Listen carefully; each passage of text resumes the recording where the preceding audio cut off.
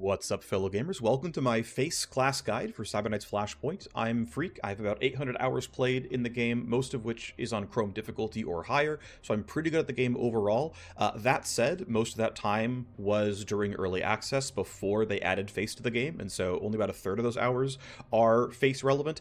That said, I do feel like I have useful things to say. We're going to be covering all the talents that the class has to offer. We're going to cover the 3 starting faces that are in the game right now in mid-August of 2025, and hopefully this will be a useful guide, although again, I don't have completely exhaustive coverage of everything that's ever happened in this class. So let's start with the intro talents here. First up is Care and Feeding. The thing we're going to kind of talk about here is that, broadly speaking, these trees cover 3 general facets of the game. So the right-hand side tree is generally about your mercs being stronger. Not always the case here, but often the case. The middle section is often about making your contacts stronger. And the left-hand side is kind of a catch-all, because they're all related to your Safehouse buildings in one way or another, or close to it. There's honestly some lines being blurred here overall, but let's talk about Care and Feeding itself, though. And it's whenever one of your mercs gets a hype limit break or a stress limit break, you can spend a token here and re-roll a set of options. Now, you are given like a pretty solid number of options no matter what. It's around 4 from memory. And if, once a month, you can say like, hey, I don't like these 4 options, give me 4 different options. And this does matter. There is some power behind getting the best traits, the best attributes, and whatever else. And also ensuring that like your stress limit breaks aren't too bad and, too debilitating or whatever.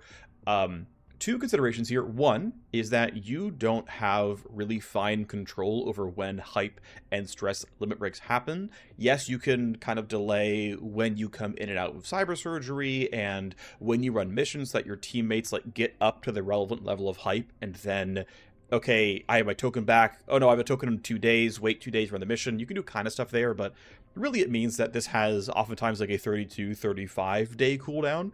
And then if you drop it down to 14, well, that's still, again, plus or minus, well, plus only 4 days because of just wiggle room. And so getting the extra charge actually allows you to sort of bank against that RNG and likely actually have this cooldown turning like at its actual rate. Now, that said, do you want to spend 4 more points to slightly more than double the power of this talent? Maybe. Ultimately, the power level here is decent. It is okay. That said, the only class I feel that has really, really strong traits that you're trying to hyper-focus on leveling up is the Cyber Knight. And on average, you're not going to limit break more than once a month on any individual character. And so I think this is an okay talent. Like, it's actual, it's some power, but I would not be like, oh man, the reason you got to spec out your face correctly is to max out Care and Feeding. I don't think that really lines up. I don't think it's really true here, but I think it's fine if you have like a spare point to spend. This occasionally provides you with some extra power on one random merc about once a month, right? And it's like, yeah, it's kind of a low power level, but it's also only 1 point. Second intro talent here is Co-Conspire. I really, really like Co-Conspire. It just says, hey, pick one of your contacts and generate a proc-gen mission for them. Now, the way proc-gen missions work is there are sort of several factors that can block them. So, for example, every contact only has a certain number or types of missions they're willing to run. So, for example, a Wire Ghost will never give you a Battle Strike. They will give you a Bodyguard mission and things like Bodyguard missions, or they will give you solo CPU hacks. The second consideration is that a contact can only be involved in one mission at a time, and so if they're currently offering you a proc-gen mission, you cannot co-conspire them until that mission is done, and about a day of cooldown to let them kind of get off the story, essentially. Or if they're literally running a storyline for you, you can't co-conspire until that storyline is done. Power plays are like this as well. The other thing, which I learned recently, this is more of a someone else said it on Discord and I believe them, is that only one mission of a single type can be on your timeline at a time. So what that means is, for example, let's say someone has offered you a Bodyguard mission, and you go, and before running that mission, you co-conspire with your Wire Ghost. They can't offer you a Bodyguard mission because you already got one, and so there's a sort of version of repeat protection that exists, and so there's minor gameplay around co-conspiring on the right people at the right time to generate the right types of missions. Anyway, at the end of the day, what this is hey, you could, 1, try to identify which contacts have the best mission types because they're not all created equal. Okay, that's power for you. 2, you figure out which contacts you care about the most, want to generate influence for them because running their missions will give them influence. That's, of course, pretty useful as well. And in fact, you can upgrade Co-Conspire to generate 10 influence when you run the mission itself. And of course, you could drop the cooldown down to 14 days and get a second charge so that you can be Co-Conspiring reliably twice a month on your favorite contact and really, really boost them up. The other thing to think about is that running missions for a contact generates more trust for them. And the higher their trust is, the more they pay you. And it's a pure multiplicative more money payment. It's just multiplicative. And so getting someone from trust 10 to trust 30 is, roughly 18% more money, 19% more money, I think, from missions as a result of getting them up by 20 trust. And well, you do that by co-conspiring with them permanently over and over and over again on cooldown. There's even more reasons to care about this, as you can essentially... certain contacts will be eligible for power plays, right? And they're going to generate even more missions that way. And you run their power play, and then you bump them again, they get another power play, you bump them again, you get another power play. And those pay money, and those aren't limited by the same generic, under the hood proc gen mission generation cooldown. And so, right, you heavily boost a contact, you focus on them all the time, they're running even more missions than normal for you, they're paying extra because their trust is high, they're churning through a ton of extra influence by, all these things adding together, and you can kind of snowball an individual contact into one that has literally 7 services on them. And their payments are all good, and you kind of like that. So I'm spending a lot of time on being generate a contact for a mission, but I find this to be relatively useful, and I wouldn't rush for all the upgrades right away because other things you really want to grab, but I find having Co-Conspire is nice. I find, even though generating 10 influence every 2 weeks is not the strongest thing you've ever heard of, that's just kind of going to be true. At some point, the value of getting a little bit extra influence and really hyper-focusing on your most important contacts has some value here. Let's move on and talk about efficiency grind. This one, despite being a starting contact or a starting trait, talent, there we go, cannot be used in the early game. It can only be used on Safehouse rooms that actually generate tokens, which means SimStream Trainer, Underworld Hub, Counter Intel Pod, and Field Ops and hacking stations. Anything that has tokens are the ones that this works on, and of course you don't start with any rooms like this, and so at the start of the game you should probably unlearn this and go spend points elsewhere. But yeah, at a certain point in time, you're going to be happy to make these things stronger, and you can move on that way. Now let's move forward and talk about the rest of the things in the Safehouse tree. And as far as getting upgrades, I think it's totally fine. I actually want to call out one thing, which is there is a bug/oversight you can abuse, which is your Face's talents. If you respec your face and then learn talents again, all the cooldowns are reset. And one of the talents you can learn is Efficiency Grind to generate a Safehouse room token. And one of your Safehouse rooms that has tokens is the SimStream Trainer.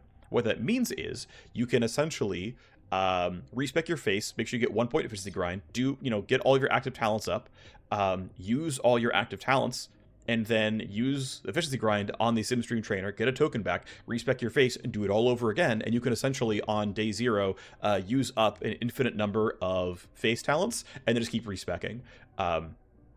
It's an abuse. If you want to do it, it's a single player game. No one's going to stop you. But by the way, that is an abuse you can go for. Otherwise, though, I do find, especially as you invest more into some of the other upgrades here in Safehouse, that getting more than the basic point here is pretty decent around mid-game when you're hey, I've got extra points to spend. I want some extra power. Efficiency Grind kind of makes the cut. Efficiency Grind, with upgrades, makes the cut in mid-game, I feel. Up we go to Field Coordination. So Field Coordination, to me, is one of the 3 absolute top-tier face talents overall. So Field Coordination says you need a Field Ops room. That's fine. Field Ops is, in my opinion, the strongest non-mandatory room in the game, mandatory being the top 3 rows and the Nano Scrubber. When you finally have a choice, Field Ops is the best room in the game, in my opinion. I think it's kind of close, but I think it's still number 1. And anyway, this says, hey, use a token here on your Field Ops, and it's going to give you a token back. It doesn't say on the tooltip, but it does. Gives you +1 token, and it's going to upgrade several of your leverages to make them stronger. And you can do that once every 30 days, which, to be fair, is going to be once every 7 missions. It's not going to have very high uptime, but it's nice when it's there, and it's going to make your stuff stronger. That's decent overall. And again, it gives you +1 token, which means it's efficiency grind with upside, which I think is actually a very reasonable talent and totally worth learning. Of course, you can drop the cooldown down to 10 days. Now it's up for basically every other mission, which is pretty good. The other consideration is you go here and you get Height Booster. This now gives you 2 tokens on your use as well, and it lets you take Hype Booster, and Hype Booster costs 2 tokens. Now, running a Hype Booster every 10 days is really, really nice. I believe what it does in actual practice is it gives a flat 70 XP to every merc on the mission. In the early game, that is a full extra mission worth of experience, and that bonus XP will filter back into the face itself as long as your Cyber Knight goes in the mission, and it will filter into anybody sitting in the Simstream trainer as well, which means you can very, very quickly power level your squad up to me, like level 10 is where you're strong enough to kind of take on anything. And so the faster you get to level 10, the like faster you get to sort of end game power level as far as I'm concerned. And that's really, really useful. And because it feeds XP into your Cyber Knight and thus into your face, that's just a lot of power, and it will kind of pay for itself, essentially. I think getting a few more things upgraded is fine. I think getting a second charge to make sure you're not caught with a weird state on cooldown is worth it. Once you spent, the 4 points to learn it and grab these 3, you might as well grab +1 charge. That's going to be good enough there as well. Again, if you want to abuse efficiency grind and respecs, you can have field coordination up for everything ever. The big thing, though, is the most difficult mission types usually come with some kind of leverages that give you plus action points and or plus move points as an either passive or active leverage, and that usually when you take the field coordination upgrade, turns them into ones that last 2 turns instead of 1, which is just extremely, extremely powerful, and ends up making these missions kind of a cakewalk. And so you can kind of combine the boost here where you say, okay, I'm going to gain 2 tokens, and I'm going to have upgraded leverages, then I'm going to efficiency grind to generate even more tokens above that to make sure I can grab all the good ones, and you can just be very, very powerful running into missions like this. I think the sort of 1-2 punch is very, very good. It gives you a lot of actual in-mission combat power, and I really recommend it overall. To the left, we have digital coordination. It is a sister talent here that works for the hacking station. Obviously, the description here isn't ideal, but this basically makes a lot of your hacking station leverages stronger. And as you grab more upgrades here, you can add some one-shot programs. These are RNG, by the way. If you save and reload and try again with digital coordination, it will often give you different programs. So, and these are basically like often 0 IO, 0 action point, supremely strong versions of various programs. You can get like 8 charge scanned that, cost 0 AP and 0 IO, and it like gives you a lot of progress. And so in a world where you would actually run into large matrix hosts, especially with solo CPU hacks or any solo hack where there is a strict time limit, and if you can't get all the way through on the strict time limit, you forfeit all your other upgrades, and some things are actually story missions that are locked behind this, like there's some power in making sure your solo hacks go well. That said, if you try to get limit breaks on a wire ghost, if you try to get XP onto your hackers, you're generally going to outscale the difficulty curve. But again, this can be powerful for that one. Also, there's some nice other secondaries like injecting blueprints and getting extra tokens and whatnot. Again, I feel like the overall hacking station is not quite as strong as the field ops center.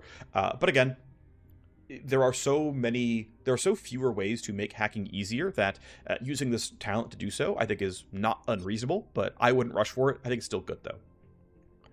Move up to pressure drop here. This is one of 3 talents that uses cunning to scale it. And so this says, hey, you can generate less heat by grabbing pressure drop. The nice thing is you don't need any other rooms, right? This is kind of like your missions are stronger sort of thing. So heat essentially lowers your team's stress resist. It also increases the starting security level that your missions are on, which means the options available to the sec AI are slightly stronger. Heat also increases the chance that headhunters are chasing your team and will show up in the middle of a mission. And so keeping heat low can be kind of nice. Again, I think this still doesn't make the early game cut for best sort of talents in the game, but generating less heat from jobs is kind of nice. You can get extra tokens and a lower cooldown and a lot of extra tokens. Ultimately, I would probably stop right around here. If you're going to learn it at all, I would probably stop at the +2. And I would, that will probably do a lot to keep your heat low. Ultimately, it is pretty hard to keep heat at 0 without something like this. So if it's important to you that you have low heat and that your stress res is high and things like that, then you can go here. That said, the awkward timing thing is that this game kind of has an inverse difficulty curve where you get powerful more quickly than your opponents do. And so in the early game, I would not consider pressure drop as good as the other face talents. And then once you have the space to do so, heat is no longer a big concern because you're probably not taking much damage anymore. So this very rarely to me sort of makes the cut, but it's fine overall. we go over here to Insider Hustle, and this allows you, when you have a level 4 counter intel pod, which does take a long time to get to this extremely expensive room. You should not learn this early on. It allows you to spend tokens to trade favors with certain contact types. Now, the funny thing is, at least, for example, if your face is Blur here, she already comes with a street background, so this point right here does literally nothing. This is a dead point here, but yeah, you get a level 4 counter intel pod, and then you grab these upgrade tokens, and it will allow you to trade with more of your various contacts to trade counter intel pod tokens for favors. Now, I think generating favors is very, very good. Even late game, actually, generating favors is useful because as you get farther into the game and you get higher priced file sets and you're looking stronger and you're looking to, generate high level power plays on your contacts, well, as they gain power level, the price of their favors go up. So it's harder to sell them a file set or an account or an armor blueprint or something such that they're going to trade you favors for them. And so having a way to just dedicatedly generate favors is pretty powerful, is pretty valuable. The pathing isn't too bad, right? It's 3 points from field coordination and then you're there, or 2 points from digital coordination and then you're there, so it's not that bad. Or 4 from field, I should say.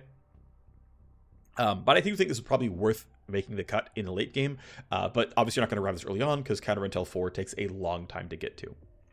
We go to Bait the Trap. Bait the Trap is kind of fun. It will increase the chances that headhunters dive at your team. You can increase the base chance to 40%, and then you still get 2% per 1 cunning. You can get an extra charge here. I don't believe you can use Bait the Trap twice in a single mission, but you can basically pop it, maybe twice in a row or something.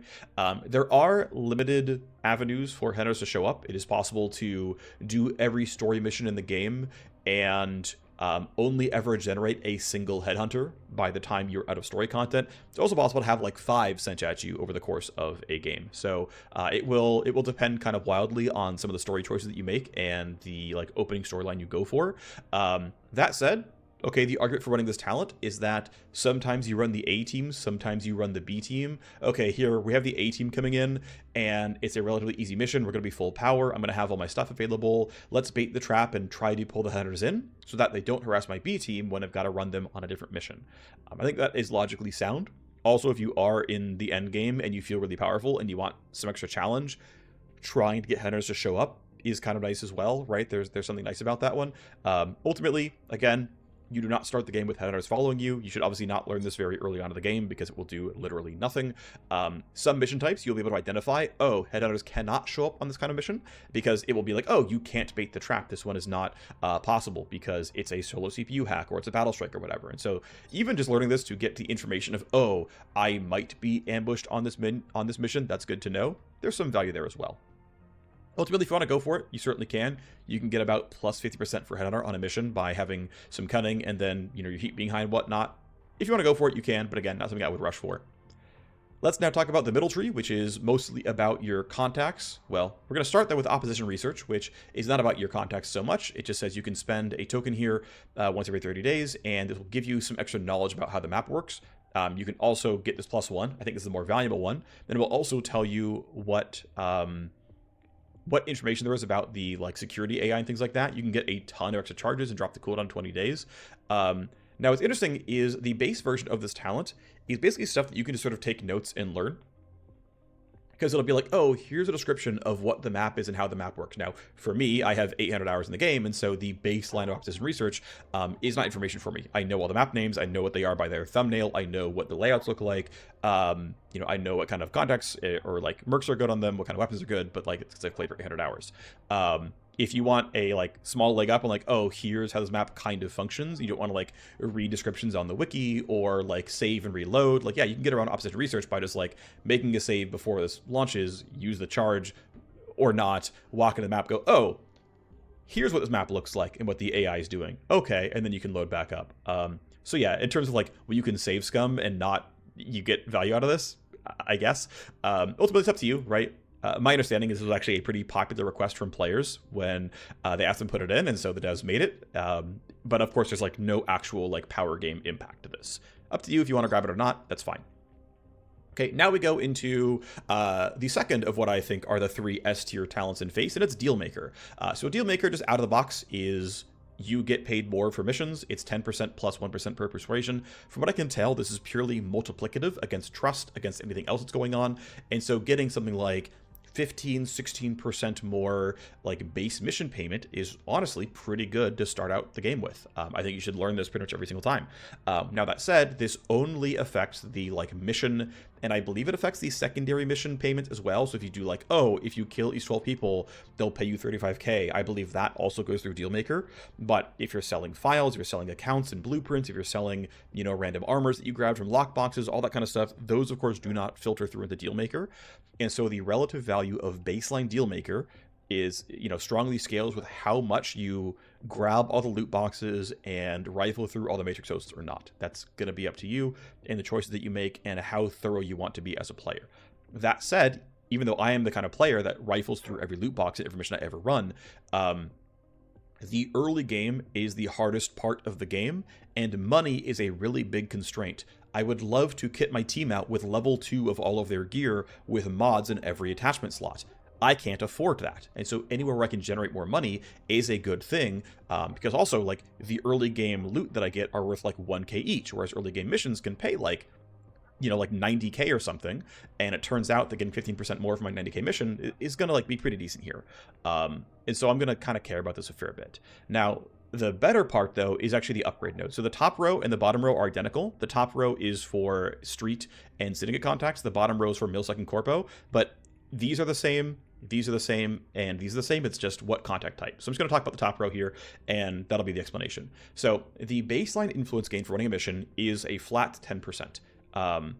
If you take this one here, you now double the influence gain per mission. Now, on average, I would say influence is primarily gained for your contacts by running missions, and so doubling the primary influence vector is a pretty big deal and pretty nice. Now, some contacts, their influence is going to mostly come from you selling them epic and legendary accounts and file sets and whatnot, but on average, the primary influence gain for your contacts is going to be from running missions. And so Dealmaker says double the primary influence thing. And for those who don't know, influence is functionally XP for contacts. It's how they in actual practice level up. You can then get a slightly weaker version of this by saying if their secondary objective is influence, that will also be plus 10% influence. Or if the secondary objective is plus a favor or multiple favors, it'll be another plus 1 favor. Now there's other secondaries. It's bonus XP, bonus money, blueprints, some NBS cubes. Like in truth, maybe 30 to 40% of the secondary objectives are favors / influence. But hey, favors can sometimes be hard to print for people, especially if they don't buy a lot of types of things from you. It can be really, really hard to make the favors there. So when they're there, it's stronger. And honestly, if you're already here and it's already good, yeah, you know, 40% of the time I get plus 1 favor or plus an influence. I will probably make that call and say, yeah, it's worth it. Maybe not instantly right away, but like this makes the cut for me pretty early on. And the final thing is another 25% increase to the job payments, which is pretty good overall, right? And because story missions will tend to pay more than proc gen missions, one thing you can do, one thing you can look at is like, oh, hey, what if I opening storyline? Like, for example, if you run the Syndicate one and you're running for Octane, Octane is a Syndicate contact, and she pays really well for her jobs. And so rushing for top row Dealmaker and grabbing all 3 when you're running Octane storyline, that's going to be a really big surge in early money. And you're going to try to, like, because of this, you're going to try to co-conspire with other street or Syndicate level people on your team, or contacts rather, and then filter that money through. And this is why, I like co-conspires, because things like Dealmaker exist and say, well, look, I'm targeting a contact, I'm going to generate double influence, I'm going to generate 40% more money, and I'm going to focus on that contact and bump their trust as well to further multiply it. I want to do that, right? Like, this just kind of cycles itself through really well. Now, late game, I would respec and get rid of the cash payments here on Dealmaker. At a certain point, it's not going to matter.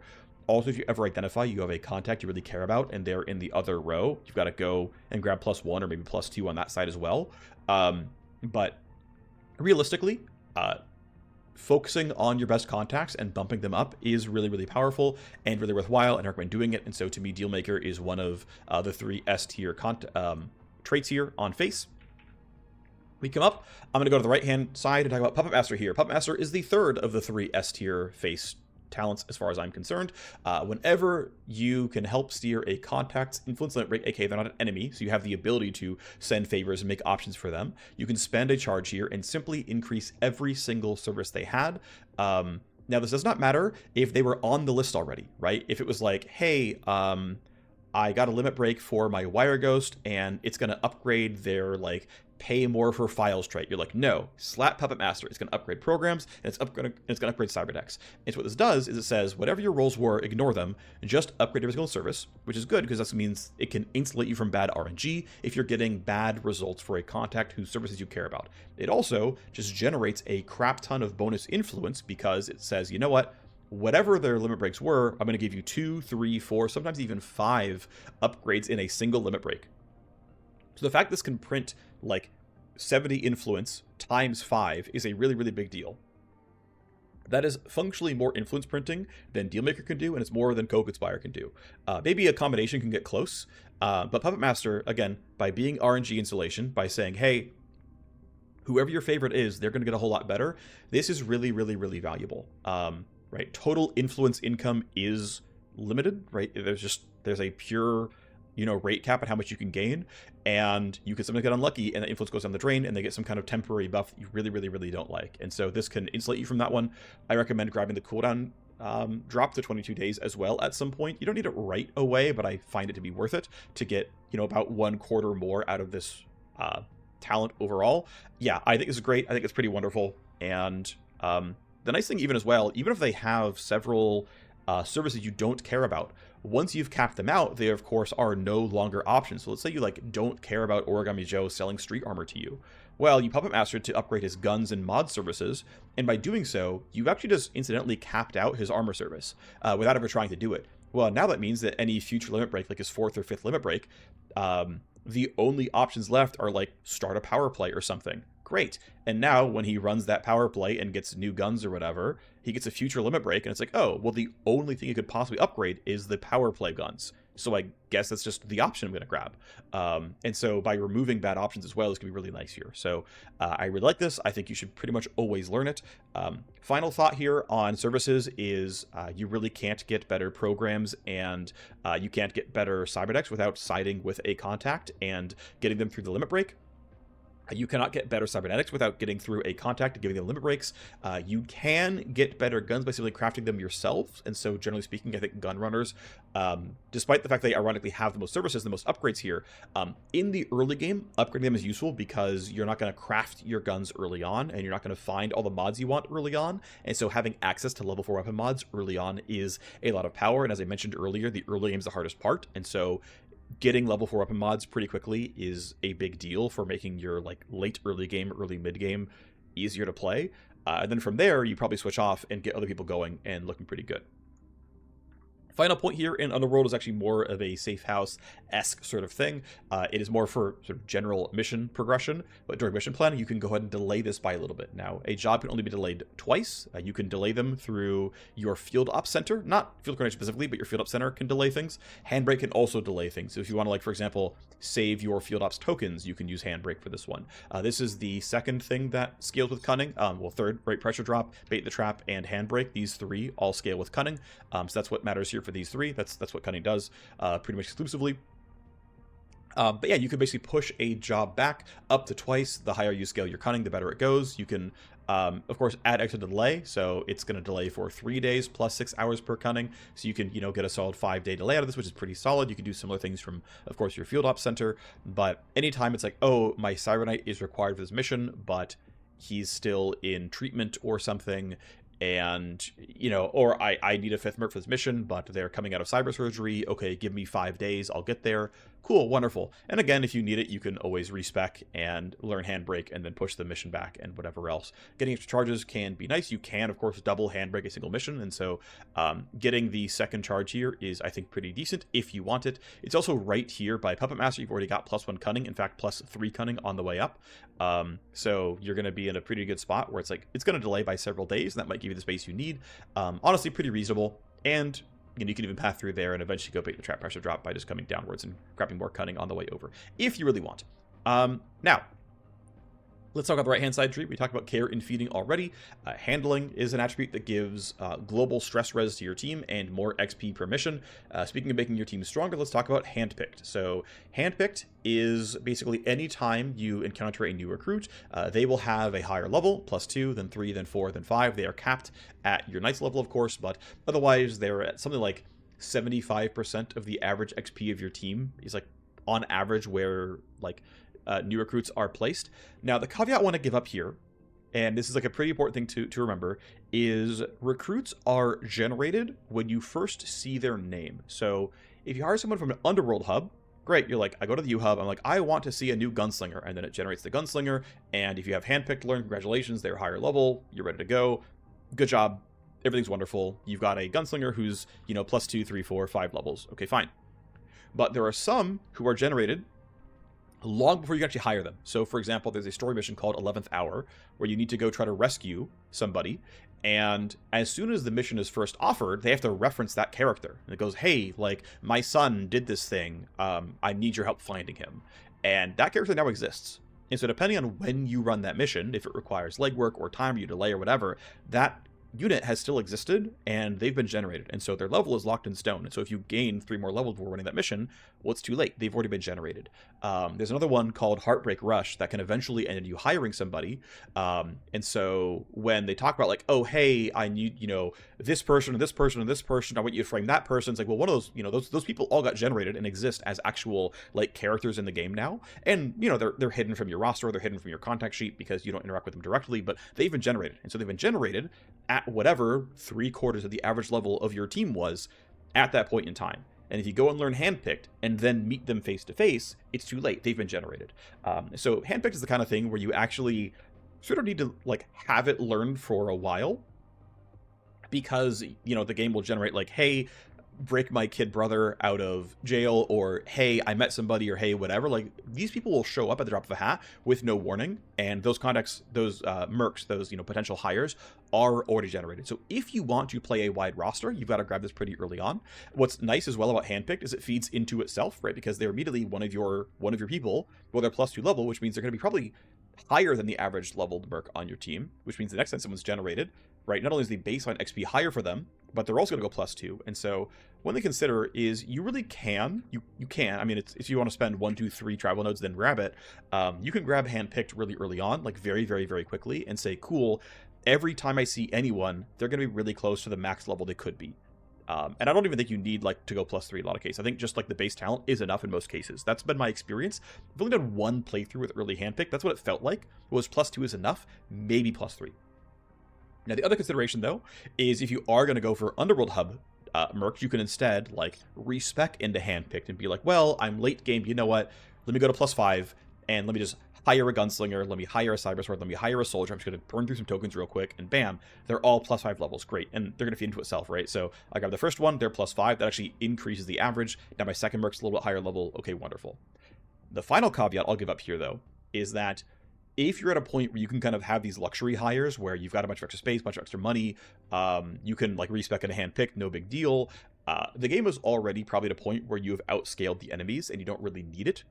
But I know there are some players who really, really like playing a large, wide roster. And if you care about having a large, wide roster and you would rather, and again, like for you know, gun progression, you could just get stuff out of loot boxes and craft for yourself. That's actually fine. And so where we say, nah, I go field coordination, I go handpicked, and I want like a lot of really strong mercs. And I don't care if I don't get good cyberdecks. I don't really care if my contacts limit break. Okay, fine, right? You go for a you know, left side, right side tree build, and you grab handpicked early, and they're going to have like high level mercs. And again, to be clear, what I keep saying about the game's inverse difficulty curve is you could argue this is the stronger way to play the game, is just ensure your team is high level, especially if you want to play a wide sort of style, but up to you. I think this is by no means like a bad talent, but to me, I really like investing in upgrading my contacts, but again, I'm not going to call this bad. Pulling strings is basically care and feeding, but for your contacts. So contacts innately only have one option for their influence and exposure limit breaks. But if they trust you, you can spend favors to add a second and a third option for them. After spending those favors, or before, whatever, it's up to you, you can pop pulling strings, and re-roll the entire set of options. So generally speaking, I would say, you know, pulling strings is by itself +1 option for your contact, right? And by the way, it re-rolls it, so like the old option's gone, you better not like it. You can of course get the cooldown down to 14 days. You can get a second charge here, which is kind of nice as well. But we consider that like adding a favor via Insider Hustle, now again, requires a counter intel pod level 4, good luck with that one, and the upgrades to actually match the contact. So like the investment here is a lot higher to Insider Hustle than pulling strings. Like, don't get me wrong about that one. But they also work together, because once you have 2 or 3 options, pulling string then re-rolls all 3 of them and gives you better options here. So if all you want is making your services stronger, Puppet Master is a strictly better version. It's no RNG, and it hits all of them. It's just clearly better. The value of pulling strings, though, is maybe this is on cooldown, which is entirely possible. I mean, 22 days is slower than the rate at which contacts limit break. So this is complementary, and it's only 2 points away, right? It's down cunning, down handling, and then bam, pulling strings is here. This is a very reasonable option. I want to be clear about that one. But it also allows you to reroll into things that you would not otherwise get. So for example, if you want to start a power play on your favorite contact, well, Puppet Master will not do that for you.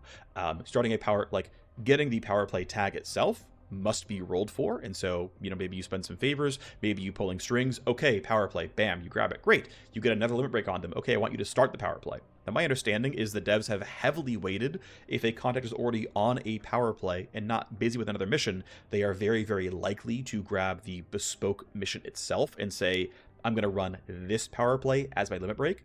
But if that ever fails, if you get unlucky and, they're not too busy right now, well, you might need to trade in a favor, trade in pulling strings, and get that one on the board. Great. This kind of does this nice 1-2 punch where it's like, oh, Puppet Master's on cooldown. I'm going to try to generate as many limit breaks as I can to add a bunch of power plays. Some contacts are eligible for like 4 power plays. Not all of them, but like there's a couple where it actually lines up. And it's like, oh, well, that's nice. I'm like going through the pulling strings favor loop. I've gotten through like 3 power plays now. Next limit break, Puppet Master, bam, all of them upgraded. Isn't that wonderful? And so there's a nice sort of combo here. I have found in my most recent playthrough that pulling strings has been useful for me in terms of trying to make sure I'm adding new services. But again, since it's like the 3rd or 4th in line, by the time you can make use out of pulling strings and actually it's good, you're very powerful and you don't really need the power, but it's cool to see the content, right? So based on whatever your goals are, I would not, like, if I'm like, this is an esport, you must win the game on a really high difficulty level and you aren't allowed to die or restart or lose whatever, like pulling strings does not make the cut, maybe even ever. But it is very fun because it can help you generate content, and it's just enjoyable to kind of work with because, yeah, you can get slightly better limit breaks, and that's just kind of fun inherently. Final option here is arm work over on the side. So arm work says your face can attempt legwork instead of your mercs. What's fun is there's plenty of legworks where you don't have any good available mercs. Either they don't have the right traits or people are busy or something else, and so your face can go and run this. You can drop the cooldown to 14 days. You can bring the base chance up to 50, 60, and 70%. Generally speaking, if it's like, oh, here's a mission and like the lowest caliber tag here is like, it's a combat mission and they have a point in soldier, that's 40%. And so like the basic baseline a merc can run this because of like class tags is around 40%. 70% is usually near the high end of like, oh, you have a special background or like trait or tag that says you're going to be really good at this in particular. That's usually close to around 70%. And so you can take your face and say, I can run literally anything, or I can be among the best at literally anything. In a world where you want to generate a bunch of extra influence and hype for your face, you can go and learn arm work. But like, if you're spending a bunch of XP to spend the points to learn arm work to generate XP, that's not an efficient loop, right? You're just kind of, and keep in mind that running a legwork generates XP for whoever runs it. And so ostensibly it would be nice to level up your hacker, your soldier, your sniper, whatever, by having them run legwork itself. And so if you're using arm work as a way to print XP on your face, I think that is an incorrect assessment. I think it's like just truly inefficient. But in a world where you're like, look, I just need to cover some bases here, I might not be available. It's like, well, you know, if you're going down from Puppet Master to pulling strings, it's 1 travel node and you're there. If you took handpicked, it's 1 travel node and you're there. You know, that's not too bad overall, right? It's not that far away. And so in a spot where you're like, well, I've got some spare points here, I'll have this as like a backfill and I'll use Underworld hub tokens to boost the legwork chance. Okay, I think that's kind of reasonable overall. Now, in terms of what would I do when I'm kind of generating a new game, I would start by respecking. I would grab Co-Conspire, I would grab Dealmaker. Based on my starting story, I'd probably grab... I would really consider actually grabbing all 3 and just getting the early money here. And then Now, early on, I'm going to have like 7 points at level 1, but at level 2, I can grab Puppet Master. I might choose to grab some bonus influence here. I might choose to drop the cooldown here. I'll probably go for Puppet Master cooldown. I'm like level 4 right around now. And probably by about this point in time, I'm at a point where I have, some money to spend. I'm upgrading my rooms and whatnot. I would go into field coordination. I would kind of rush for this stuff. Whenever level 10 comes in for +2 charges, I would go here. I would probably consider, maybe further reinvestment into Co-Conspire. Okay, right around now, I get the +2. I'm like kind of estimating on all the times here, don't get me wrong. Grab this, which takes several levels to get through. Choose whether I want to go through Persuasion or Cunning to get down towards pulling strings, but maybe this way. Or instead of pulling strings, I might go into Digital Coordination. Probably end up grabbing this sort of stuff here. Maybe grab plus charge as well. Maybe consider the cooldown for funsies. This is probably not really needed, to be honest. I would probably not actually go this deep into it. There's also a world where you would have gone for handpicked instead, and so you could have come down this way and grabbed this, or and not gone for digital coordination, but probably come into Insider Hustle. Could have made contacts better. That's going to go pretty good. Realistically, you might want to grab these at like closer points in time. You could have easily learned Handbrake at some point. Felt good about that one as well. That would have been totally fine. I have been in the habit of skipping Pressure Drop and Bait the Trap, but they're not terrible by any means. If you really want them, you certainly can. I don't think it's, a trap or anything.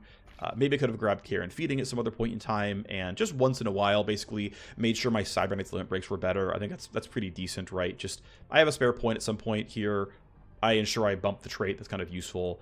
Leaving these as they are, my preferred playstyle tends to be running the same 5 mercs over and over again, and everyone else is like much heavily underleveled understudies who like run legwork or sit in the sim stream trainer. That's good enough for me, and I like hyper focus on like the core 5 or 6.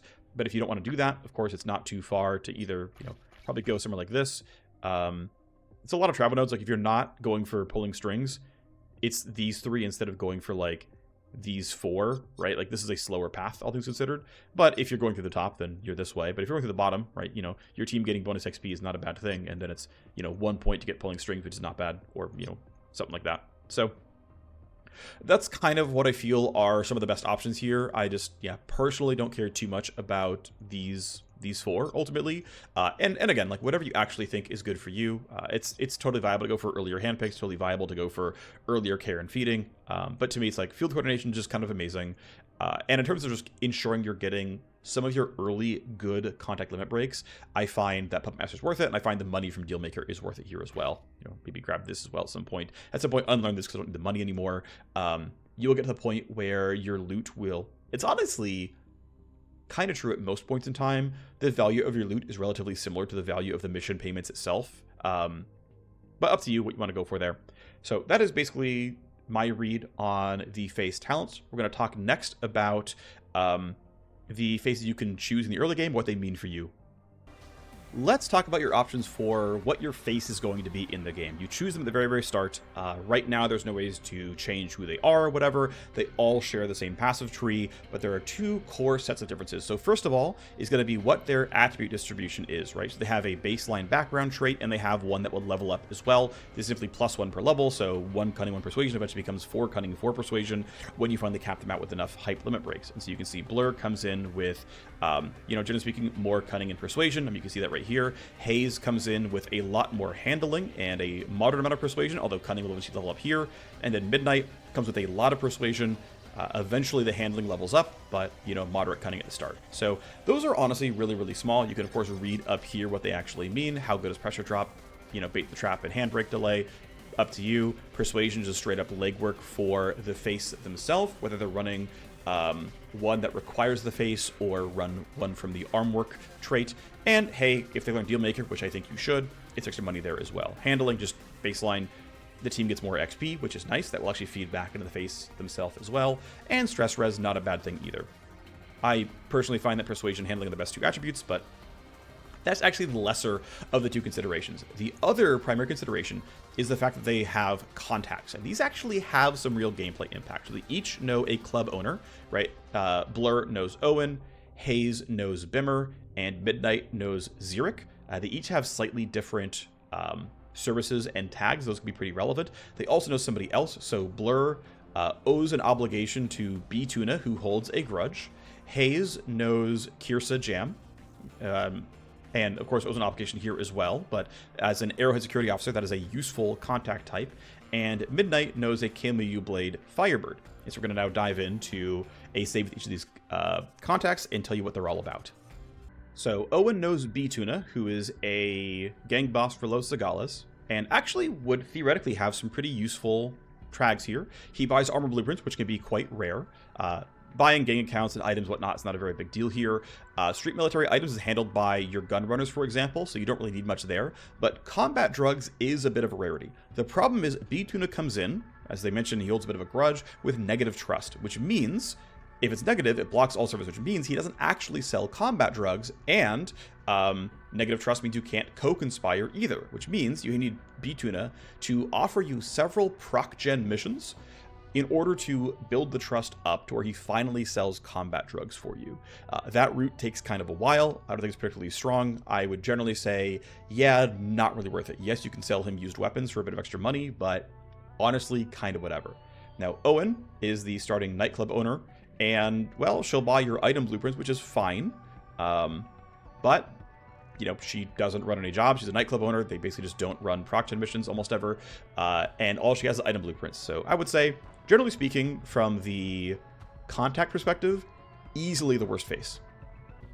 Now let's talk about Midnight's options. His club owner is Xeric here, who sells combat drugs and actually has positive trust. And so right off the bat, actually, a bit more useful overall because you can buy combat drugs from her. And of course, you can level her up over time, and that's going to be useful, and you can get better combat drugs. But you have one out of the box who, because of positive trust, will actually sell you them, which is very, very nice.